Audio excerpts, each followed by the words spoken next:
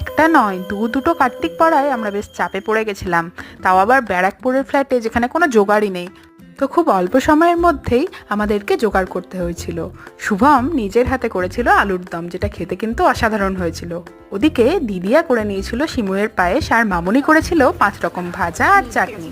আমরা সবাই মিলে বসেছিলাম ময়দা মাখতে। পুজোর কাজে রিয়াও কিন্তু কম যায় না, ও চন্দন বেটে মামুনিকে হেল্প করছিল। কাম্মা, দিদিয়া, আমি, শিউলিদি মিলে আটা মাখতে মাখতে বেশ ভালোই গল্প করছিলাম। খুব মজা হচ্ছিল কিন্তু। ঠাকুরমশাইয়ের কিন্তু অসাধারণ সময় জ্ঞান। ঠিক 8:30 বলেছিল মানে 8:30তেই এসে পুজো শুরু করেছিল। দিদিয়া, কাম্মা, শিউলিদি মিলে লুচি ভাজছিল। তারপর সবাই এলো, রিয়া সবাইকে স্নান জল দিল, আর আমরা সবাই মিলে প্রসাদ বিতরণ করলাম। আমাদের প্রসাদ খেয়ে সবারই কিন্তু বেশ ভালো লেগেছিল। তো আসছি পরের ব্লগে, আজকের মতো টাটা।